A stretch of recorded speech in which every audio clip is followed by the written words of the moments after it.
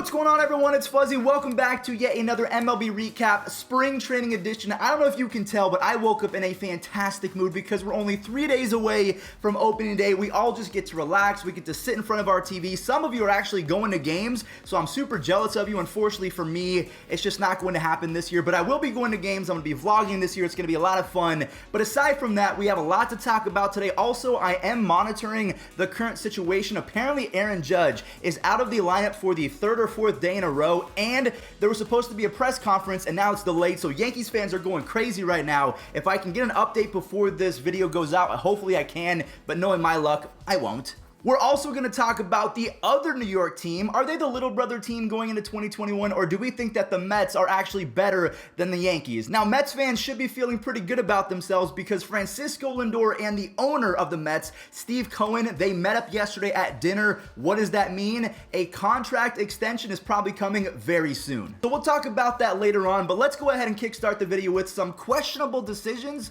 coming from the Phillies. Scott Kingery, who was a machine back in 2019, he was an animal. I for sure thought that he was going to be the future center fielder, second baseman of the Phillies, but unfortunately, he just forgot how to swing. He's trying to get it back. I feel bad for him. And they also optioned JoJo Romero, their only other lefty in the bullpen. So they're going into the 2021 regular season with one left-handed pitcher, Jose Alvarado, who was not good in 2020. So I don't know what the Phillies are thinking that they can get through an entire season with one lefty in their bullpen. Like, that doesn't work out. Speaking of lefties, we're going to talk about two of them right now. We have Joc Pederson and Franchy Cordero. Let's talk about Pederson real quick because, again, right now he is playing like he could be the main character of Space Jam if it came to baseball. He's up to 8 home runs already in spring training. He is dialed in. I'm crazy excited to see what he has to offer the Cubs and kind of a proving the haters wrong year. He went to the Cubs. He's got his World Series ring. Now he has to show that he can be a superstar player instead of just a average to star player because he wasn't very good against lefties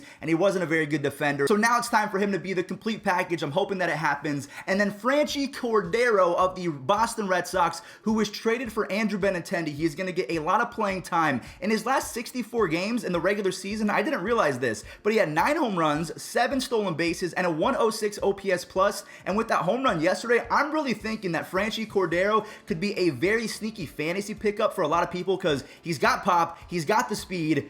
He's pretty solid. Now, we'll have to wait and see if he's going to be able to be prime Andrew Benintendi. I don't know if his ceiling is that high, but considering Benintendi really kind of just fell off a cliff, it's kind of a wash. Can anyone tell me what the parents of Corey and Kyle Seager did in order to produce these superstar players? Kyle Seager is a really good all-star player, but this Corey Seager fella with his 7th home run, he will not stop. I am so mad that the Cleveland baseball team did not trade for him. Now, I believe in Andres Jimenez, but having Corey Seager would have been so perfect. Now, another lefty I want to bring up, the last one I think, actually there's going to be one more after Joey Gallo. Joey Gallo hit a stupid home run to left field. It looked like he just flicked this baseball out and it cleared the fence by 10 to 15 feet. If Joey Gallo, Corey Seager, Franchy Cordero, Joc Pederson, and our next player, Matt Olson, all go off, I mean, the left-handed batters of Major League Baseball are, I mean, they're scary. Matt Olson is now up to 18 RBI, so he is showing that he is going to be an elite run producer going into the regular season. However, his on-base percentage is still a little bit worrisome. He is striking out a lot in spring training. Now, obviously, that is probably going to be an issue for Matt Olson for the rest of his career. And speaking of on-base percentage issues and striking out, Alberto Mondesi hit a 2-run home run yesterday, and I don't think it's landed just yet. I love this kid's ceiling. He is so good that, unfortunately, he is blocking Bobby Witt Jr. from making the opening day roster, and probably their service time manipulation and the fact that Bobby Witt Jr. I don't think has even played in AAA, so all of that you have to take into account. However, Alberto Mondesi's ceiling is crazy high because in 24 games to end the 2020 season back in September, he hit 360 with 6 home runs, 20 RBIs, 16 stolen bases, and a 1075 OPS in those 24 games, which if he did that for a full season, that would be about 37 home runs and about 96 stolen bases.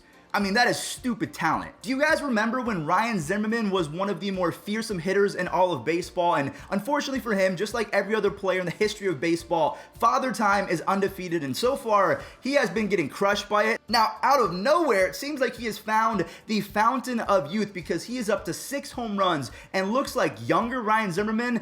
If that happens, the Nationals are going to be a force to be reckoned with because Zimmerman is going to be their DH. I know that division is crazy deep, but do not count out the Nationals. They won the World Series 2 years ago, and in my opinion, they improved upon their 2020 season. And again, in terms of the top rotations in Major League Baseball, the Nationals have a top 5, maybe even top 3 rotations still, even though Max Scherzer is getting up there in age. But hey, maybe he can find the fountain of youth as well, just like Ryan Zimmerman seems to have found. Now, before we talk about Aaron Judge, I want to show a quick little highlight of Gleyber Torres really just doing his thing at shortstop because this does not happen very often. He is known as an offensive first shortstop, and maybe as he gets older, he's able to fine-tune his defensive prowess. And I'm hoping that happens because if Gleyber Torres becomes a top 20 player in baseball, he's not there just yet because he's not very fast. He's not a great defender. Really, all he's good at is hitting at this moment in terms of being elite. And even if he just becomes an above average defender, he doesn't even have to be Francisco Lindor or Andrelton Simmons. If he just becomes as good as Corey Seager over there at shortstop,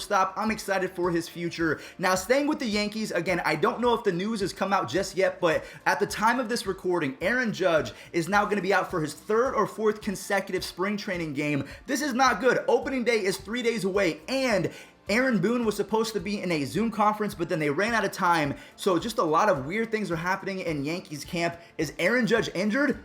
I don't know. I might have to update you guys tomorrow. And then last but not least, let's go ahead and talk about Francisco Lindor and Steve Cohen, the fact that they met up for dinner yesterday. We even know what they ate. Steve Cohen had ravioli and Francisco Lindor had chicken parm. We know that because Steve Cohen told us, so I really like this transparency. I guess I just have to get over the fact that he is going to be a goober. He's going to be the guy that throws out dad jokes every now and then, and I'm okay with that considering he's a billionaire just having fun owning a baseball team. I mean, isn't that all of our dreams, to have fun in life and have dinners with Francisco Lindor? So it leads me to believe that a contract extension is going to be in the works, whether it's in the next few days or weeks. Francisco Lindor even said that he will not be talking about a contract extension once the season starts, so within the next 24 to 72 hours, expect it to come out. At 27 years old, when you consider that Francisco Lindor has been a top 1 to 3 shortstop over the last 5 to 6 years, I fully expect the floor of his contract to be 8 years,